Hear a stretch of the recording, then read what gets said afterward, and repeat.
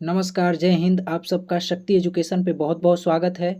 तो आइए आज हम जीव विज्ञान की कुछ प्रमुख शाखाओं के बारे में जानेंगे जो इंटरमीडिएट में बायोलॉजी के छात्र व जेईई नीट की तैयारी कर रहे छात्रों के लिए अति महत्वपूर्ण है। इसमें हम देखेंगे मधुमक्खी पालन, मत्स्य पालन, फूलों की खेती को क्या क्या कहा जाता है और कितनी शाखाएं होती हैं। तो आइए वीडियो शुरू करते हैं। सबसे पहले हम देखते हैं जीव विज्ञान की दो प्रमुख शाखाएं होती हैं। एक होता है बॉटनी, जिसको कहते हैं इंग्लिश में वनस्पति विज्ञान। इसमें हम पेड़ पौधों पादपों के बारे में अध्ययन करते हैं। दूसरा होता है जूलॉजी।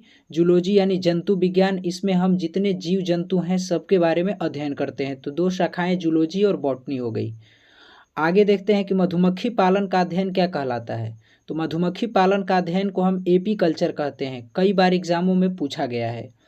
अगला क्वेश्चन है कि रेशम की कीट पालन का जो अध्ययन होता है क्या कहलाता है। तो रेशमी कीट पालन का जो अध्ययन है सेरीकल्चर कहते हैं उसको। इसका अध्ययन सेरीकल्चर होता है। मत्स्य पालन का अध्ययन क्या कहलाता है। तो मत्स्य पालन का अध्ययन को हम पीसी कल्चर के नाम से जानते हैं, पीसी कल्चर।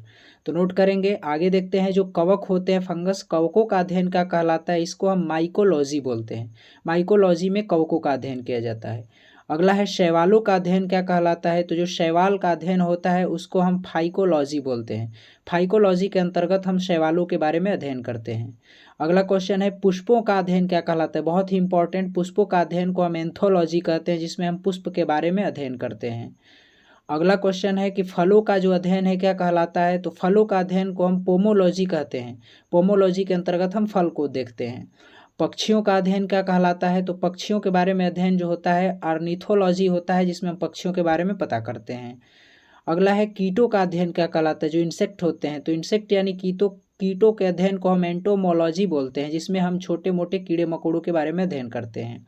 अगला है वृक्ष एवं झाड़ियों का अध्ययन क्या कहलाता है। तो वृक्षों एवं झाड़ियों का अध्ययन को हम डेंड्रोलॉजी बोलते हैं। डेंड्रोलॉजी में वृक्षों झाड़ियों का अध्ययन करते हैं। आगे देखते हैं सर्पों का यानी स्नेक्स का अध्ययन क्या कहलाता है। तो सर्पों के बारे में अध्ययन किया जाता है, उसको हम मोफियोलॉजी कहते हैं। और भारत का सबसे खतरनाक सांप करैत होता है।